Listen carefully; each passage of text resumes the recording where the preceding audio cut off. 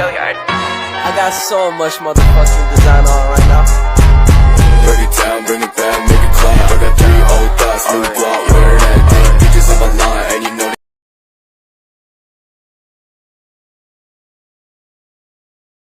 Assalamualaikum warahmatullahi wabarakatuh. Alhamdulillahirabbil alamin wa bihi nasta'in ala umuri dunya waddin. Wassalatu wassalamu ala asrofil anbiya'i wal mursalin sayyidina wa maulana Muhammadin wa ala alihi wa sahbihi ajmain, amma ba'd. Nah, di sini saya akan membacakan tentang surat Shad, di mana surat Shad yang saya ingin bacakan itu tentang kepemimpinan pada waktu Nabi Daud alaihi salam. Saya akan membacakan surat Shad ayat 26. Bismillahirrahmanirrahim. Ya Dawudu inna ja'alnaka khalifatan fil ardi fahkum bainan nasi bil haqq fala tattabi'il hawa wa yudillaka an sabilillah. Innal ladina yadilluna an sabilillahi lahum adabun syadidun bima nasu yaumul hisab.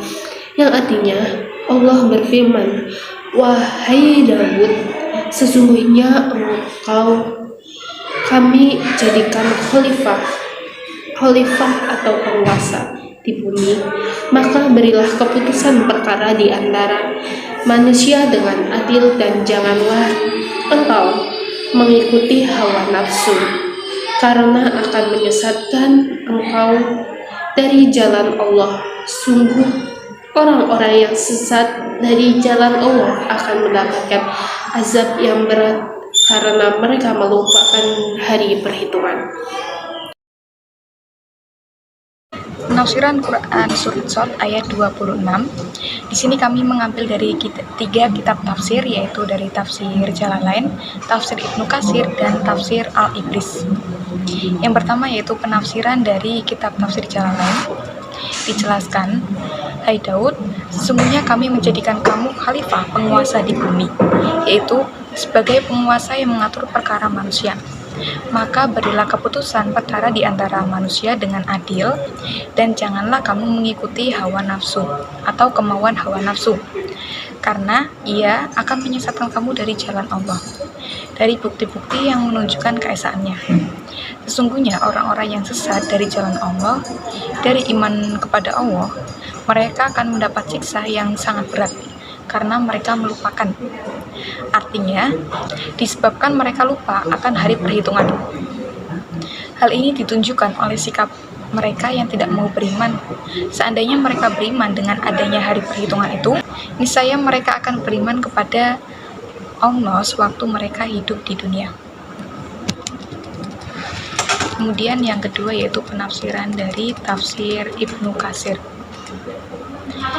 Dijelaskan, hai Daud, sesungguhnya kami menjadikan kamu khalifah atau penguasa di muka bumi, maka berilah keputusan atau perkara di antara manusia dengan adil, dan janganlah kamu mengikuti hawa nafsu, karena ia akan menyesatkan kamu dari jalan Allah. Sesungguhnya orang-orang yang sesat dari jalan Allah akan mendapatkan azab yang berat karena mereka melupakan hari perhitungan.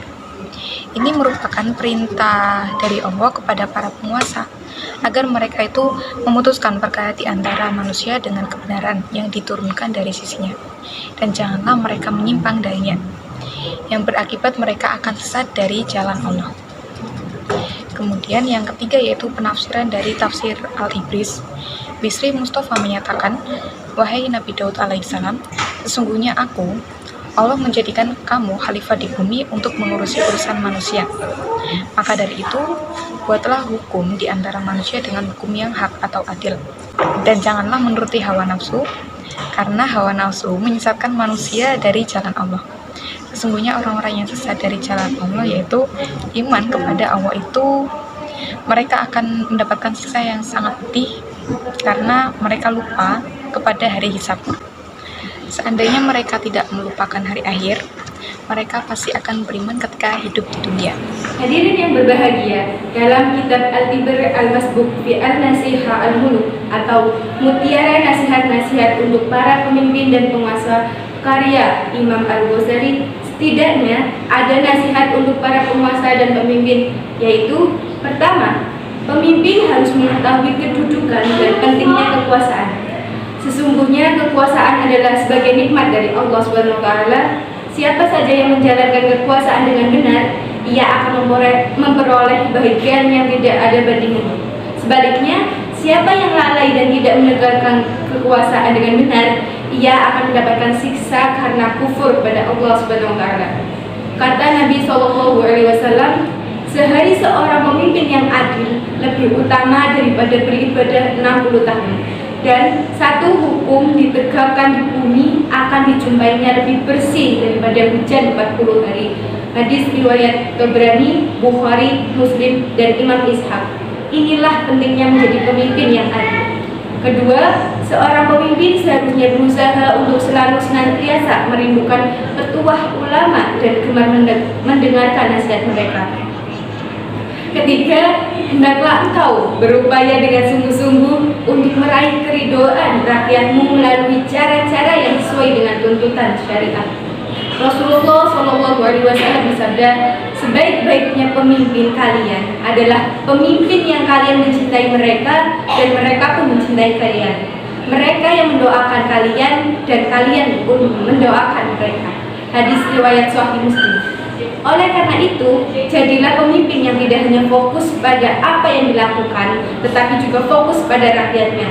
Percuma jika pemimpin hanya fokus pada tugasnya dan menelantarkan rakyatnya. Hadirin yang berbahagia, adil adalah kriteria pemimpin yang ditemukan dalam Quran surat ayat 26. Ayat ini menerangkan tentang jabatan khalifah yang diemban oleh Nabi Daud, di mana beliau diperintahkan oleh Allah SWT menetapkan keputusan secara adil di tengah-tengah masyarakat umat manusia yang dipimpinnya.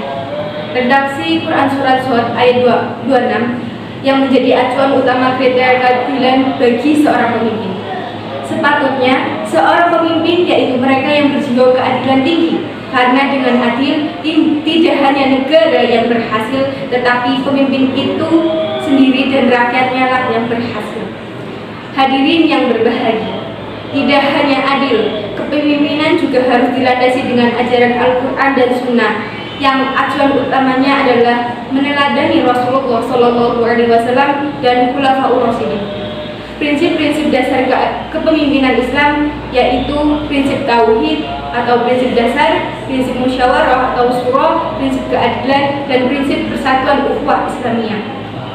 Jadi pemimpin itu bukan hanya memiliki jiwa adil saja, tetapi juga harus berpegang teguh pada Al-Quran dan Sunnah. Dengan itu tidak hanya dunia saja yang berjaya, tetapi juga beliau berjaya memimpin di akhirat kelak.